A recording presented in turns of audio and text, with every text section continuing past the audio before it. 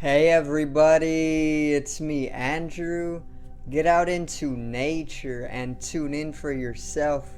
Resonate with the Earth's electromagnetic field via 432 Hertz, the universal frequency.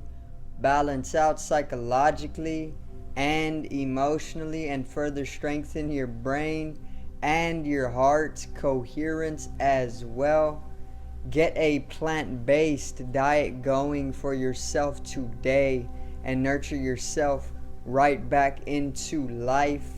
We are literally herbivores in nature. Further balance out your physical body's pH level and get with alkalinity.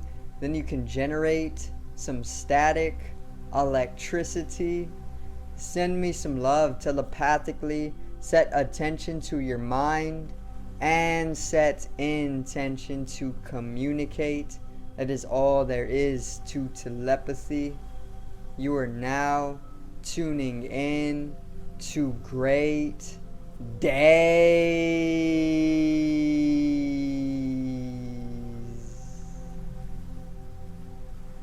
Now today is Mahashivratri, which, if you do not know what this is, it's a holiday traditionally celebrated in India or Hinduism, and it's pretty much the day where we are able to connect with Shiva, the god of destruction in Hindu, which is also that which is not. The word Shiva in Hindu, it translates to that which is not, because what he is he is pretty much that which is not seen, but I'm gonna get into it in this video. So today's video is celebrating Mahashivratri 2022.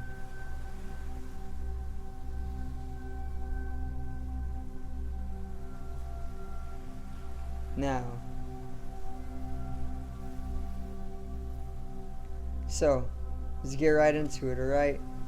So today is Mahashivratri, and what this day is all about, it is all about our connection to Shiva, the god of destruction. Okay, so I'm actually going to put, or I have a picture of Shiva on the thumbnail so everybody can understand what he looks like. But I actually already did the video on Shiva, because he is actually the bringer of yoga. He pretty much brought yoga to the earth, and I did the whole video on that, the International Day of Yoga. It was probably like 6 months ago or something, so you can find it here on the channel. And I actually tell the story of how Shiva brought yoga to the earth, okay, millennia ago. But today is a very special day for celebrating Shiva, because like I said, it is literally the day where we are able to heighten our connection to that which is not, or Shiva. Okay, so on Mahashivratri, what they normally do is they celebrate it in various different ways. There's many different ways to celebrate, but the Indian or Hindu culture is pretty much celebrating 24 hours straight on this day. So it started about 12, and then it ends at about 12 again. So 24 hours straight. The Indian culture are holding large celebrations all throughout today, so you can actually just find it anywhere on the internet and join these celebrations. But the significance of Mahashivratri, right, it's pretty much that there is a certain planetary alignment that is taking place in the cosmos, and this planetary alignment happens once a year. Okay, and this specific planetary alignment that occurs this time of the year is actually heightening our energies to be able to perceive the higher spiritual dimensions or metaphysical dimensions, or the spiritual world, that which is not, that which we cannot see, but that it is there. Okay, just as though a magnet has a magnetic field, but you can't see it with your two eyes, but we can perceive it with the mind, and that's how we know it's there in the first place. So that is the magnetic field of a magnet, is an example of that which is not. That is a form of Shiva, but Shiva gets a lot subtler, a lot higher in vibration, more metaphysical. And today, these planetary alignments that are actually occurring are allowing us the cosmic synergies to be able to bring in a heightened receptivity to the subtler metaphysical dimensions, which in Hindu they would call Shiva, the god of destruction. Okay, and this is why he also was the one to found or bring yoga, because yoga is all about heightening your receptivity and bringing in a stronger connection to the subtler metaphysical or spiritual dimensions of life. Also meditation. Okay, so yeah, that's pretty much a little bit of what Mahashivratri is. It's pretty much the annual time of the year. It's pretty much the annual time to celebrate Shiva, the god of destruction in Hindu, that which is not.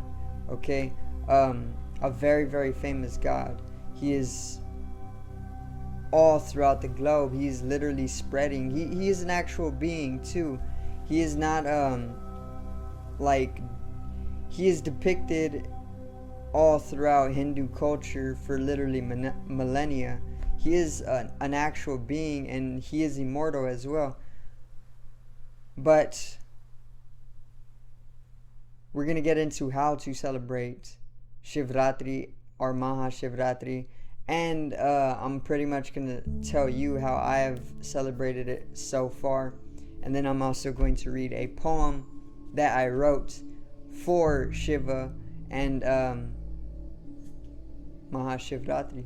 Okay, so how do you celebrate Mahashivratri, or what are the different types of celebrations? So since there is this heightened connectivity and reception to the higher metaphysical dimensions or spiritual dimensions, a heightened energy, it is only right to pretty much celebrate in whatever way you see fit before anything else. So if you today are just feeling a little bit more energized, or if you are able to pretty much feel a little bit more extraordinary in your nature, it's due to the planetary alignments that are taking place today. Okay, now if you want to follow the culture and how they are celebrating it worldwide accordingly, then what you can do is you can do things like fasting from sleep. Okay, one of the celebrations that they actually take up for today is fasting from sleep. Okay, as long as you can go, or throughout the whole day if you can. They only do this because sleep, it actually brings you out of being able to perceive consciously these subtler dimensions in waking reality. Because what dreams or what sleep does, it kind of fixes you to a type of veil that blinds you to these metaphysical dimensions during waking reality, due to the fact that if you sleep all the time, you're gonna think that the things in your dreams don't really mean much, and you won't really be able to perceive them throughout waking reality.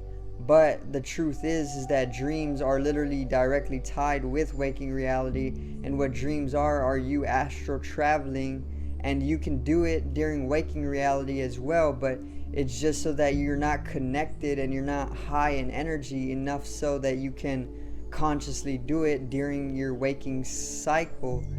So this is why people just say they're dreams, and nothing more.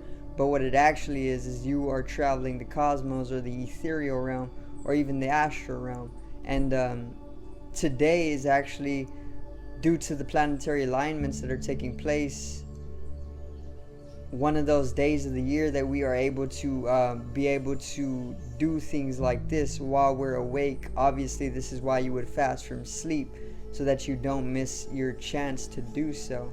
So you can fast from sleep, which is what a lot of devotees do, devotees to Shiva, obviously.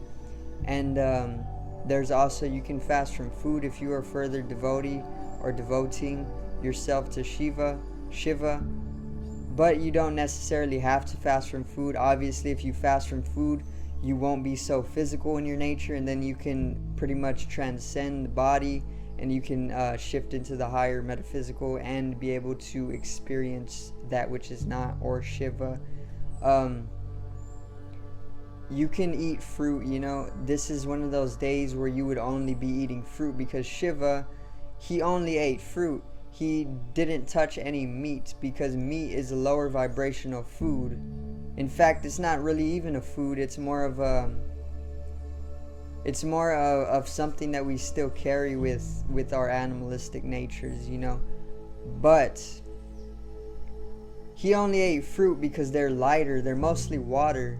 And due to the fact that they're mostly water, they're not as heavy. And since they're not as heavy, they don't weigh you down into the physical dimensions or the third dimension. But if you can only eat fruit, then it actually allows you to connect with more of the firmament or the waters of the earth, and it actually allows you to tune more into the collective conscious or the ethereal. So there's also celebrating it by doing things like dancing. Shiva was a dancer. He was said to dance within eternity. Okay. Beautiful story. You can look up the story for yourself. You can dance. You can do literally anything, but if you want to follow along with the traditions and the culture, you can fast from sleep, you can fast from food, or you can eat only fruit today. You can go about dancing, you can hold some rituals for yourself. You can even hold worships if you want to do that. You can obviously go get out into nature, and that will pretty much heighten your receptivity to these astrological processes or these cosmological alignments.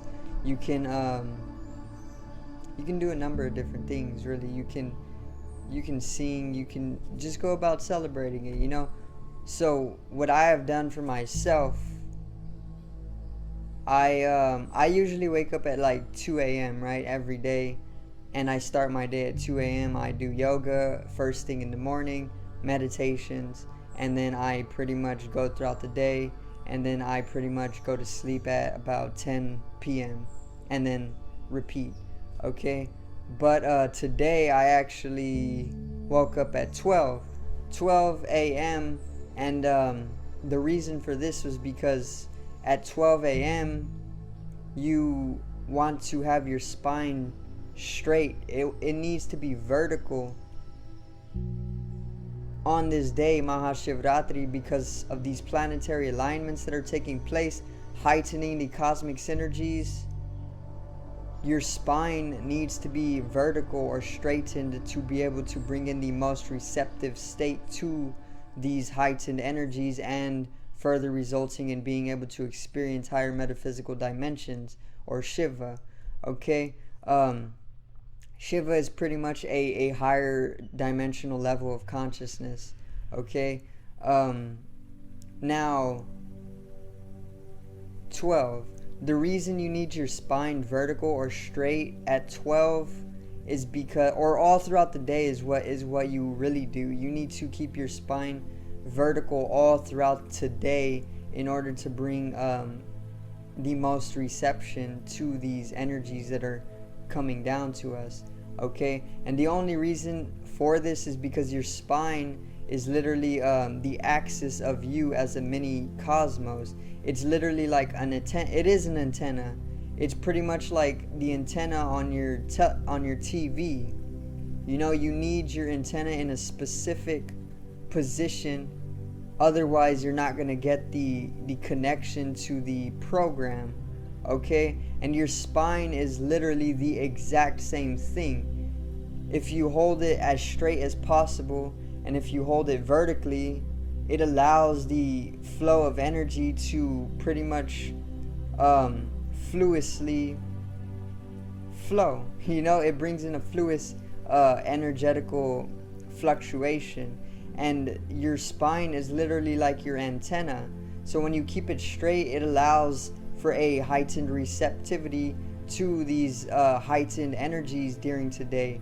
And then when you are pretty much fixating your antenna in a certain position, which needs to be vertical and straight, then you can pretty much start to experience Shiva, the god of destruction, or that which is not, or a certain level of consciousness, a certain dimensional level of consciousness, metaphysical. It's going beyond the physical and is getting more into the spiritual, okay? And that's what Mahashivratri is all about. So you need to keep your spine straight all throughout today, because your spine is literally your antenna. Like, that's the truth. It is the axis of you as a mini cosmos. And when you keep it straight, it brings in receptivity, okay? So I pretty much got up at 12 today, because 12 is the time when you need your spine straight. This is what they all see during the day of Mahashivratri. Okay, so keep your spine straight. I got up at 12, and then I pretty much got right to meditation, because Shiva wants you to meditate during the hour of 12, because this is the time when the moon is actually bringing in those cosmic energies. And then further, you would need to keep your spine straight and get into a deeper state of entrancement or meditation in order to pretty much break into a whole new level of consciousness, which would be Shiva. Okay, so I did this, and I pretty much meditated for like 2 hours or an hour and a half, from like 12 to about 2 o'clock. Okay, so it was super easy to meditate too. I definitely felt the difference. Like, I'm not gonna lie, there was no distraction, there was no thoughts either, which usually on some other days I will get thoughts, they will be stirred up in my mind. But it was super easy to meditate. I didn't have a single thought in mind. Also, I was pulling in immensely different dimensions of experience that I had never was able to pull in beforehand. So I know that there is most definitely a difference in the energies that I'm able to pull in for different levels of consciousness and travel, so these 2 hours that I was meditating just went by in like 15 minutes. I literally just sat down for it felt as though it was 15 minutes, but I then looked at the clock and it was like 2 hours. And I was pulling in a lot of information, a lot of different dimensions, very metaphysical, very philosophical in a sense, but I'm not going to question, more so experience, so more mystical instead of philosophical, but most definitely metaphysical. Okay, very entrancing and very beautiful, mesmerizing as well. So then I pretty much got, after that, to my daily yoga, my asanas, and my meditations after that. And then I had a really great yoga session. It went so fluently. I didn't have too much problems. I wasn't lethargic, or I wasn't lazy. I didn't have any entanglement, or I wasn't fixated or distracted, but it just went about so effortlessly, and it was a great yoga session. Okay, so then I came into union, or yoga. That's what yoga translates to, union, because you come in union with the entirety of the universe. I did my yoga, then I pretty much just read, for a little bit. I read a chapter of this book, and then it was about 6:30 or 6, and then I pretty much got online, and then I tuned in for a little bit to the Mahashivratri celebrations throughout India, And then I went and had a really, really, really big breakfast, which was all fruit. I mean, my breakfast for a year straight has already been fruit only, but sometimes I throw in a little bit of vegetables. You know, if I'm gonna work the day, then I'll throw in vegetables in order to bring in a little bit more of a effort filled energy, you know, like a driving energy. But yeah, I had only fruit, and I had like three different bowls of fruit. You know, it was amazing. And then I went to work, and then well, now I'm here, okay, filming this video for you guys. I also wrote this poem in between that time, so I'm actually gonna get into it. And yeah, that's pretty much going to conclude this video afterwards. So let's get right into this poem. Dance of consciousness. Faint remembrance of a crawling infant who learned to walk, then to talk,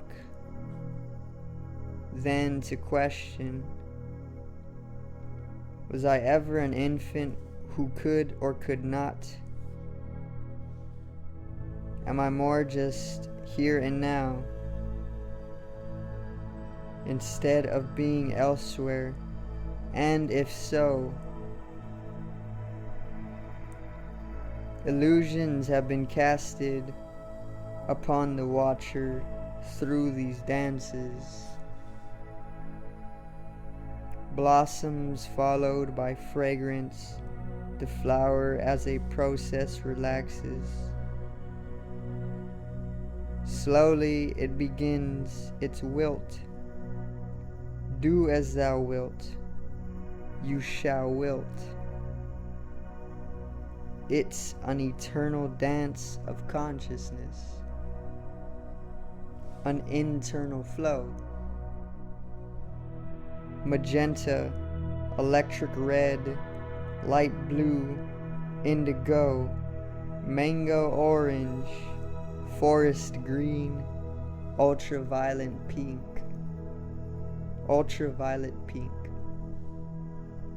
It's a dance of consciousness, a dance of light simplified, involutionally entropic, allowing travel from the astral through the cosmic. Transcend the flesh and stay blessed. Rupture the sense. Be presence and be God's expression as this eternal dance of consciousness. Okay, so obviously that was a poem all about Shiva, that which is not a certain dimensional level of consciousness, higher and metaphysical and spiritual. That which is not, because he is not seen with the two physical eyes. Just as though I said that a magnetic field of a magnet is not seen with the two physical eyes, but it does exist. That's what Shiva represents. Shiva is that which is not seen, but he does exist. Okay? These higher metaphysical dimensions, this certain level or dimensional level of consciousness is not seen physically because it's not a physical phenomenon, but it is existing. It is existence. Okay? And this is what opening the third eye is all about too, which Shiva is all about the third eye as well, the pineal or the pituitary glands. You know, when you open the third eye, you are able to then inwardly envision these dimensions of experience or existence that you cannot see with the two physical eyes. So the only reason we know that there's a magnetic field, even though that it is invisible, is because we used our mind to perceive this. Okay? Whether it be mathematically, whether it be subjectively, whether it be any of these types of ways of perceiving things inwardly. It was using the mind to be able to see, okay? Because we know that there is a magnetic field, but it's invisible. We don't see it, but we use our inner eye to see it, our third eye, or our mind's eye, okay? And in order to pretty much experience Shiva, you need to open up your pineal, your pituitary gland, your third eye, okay? And when you do this, you can then be able to experience Shiva, okay, the god of destruction. And he is only the god of destruction because he pretty much liberates you in that way. He destroys all that which you thought you were, or that you ever identified with, because all that you have ever identified yourself to be is of a physical nature. That is what identification is in the first place. When you break into this certain level of consciousness, you understand that identifications in their entirety don't exist. They're pure illusion. And in that way, Shiva, or that which is not, completely destroys who you are, and he in that way allows for new creation to be made, okay? So I do thank you guys for watching once again, and I hope you did enjoy today's video on celebrating Mahashivratri. I hope you guys do, and women of course, have a very great Mahashivratri for yourself. Remember, Shiva is translating to, in Hindu, that which is not Shiva, and you do not always have to perceive Shiva in order to feel his presence. He can be guiding your life and you would not even know it, just as though you are completely in the Earth's magnetic field, but not everybody knows that there is even a magnetic field or can see it. It's the exact same thing with these metaphysical dimensions, okay? So do thank you guys for watching once again, and I hope you did enjoy today's video. I hope you did enjoy the poem. Hope you did enjoy listening to how I am celebrating Mahashivratri for myself, and I hope you do consider joining Mahashivratri either next year or today if it is still live, because I'm gonna put this video up today obviously, but it might be a little bit later because so but yeah, hope you guys did enjoy. Once again, celebrate Mahashivratri with me. Drop a comment, drop a like, subscribe if you enjoy the daily content, and subscribe over here once again to the left of me and help me reach 100 subscribers. Drop a like on the video to the right of me and support the channel once again. Generate some static electricity from the etheric body, or the first layer of the aura. It needs to be strengthened and realized for the collective rise in consciousness. I love you guys. Have a great day and peace out.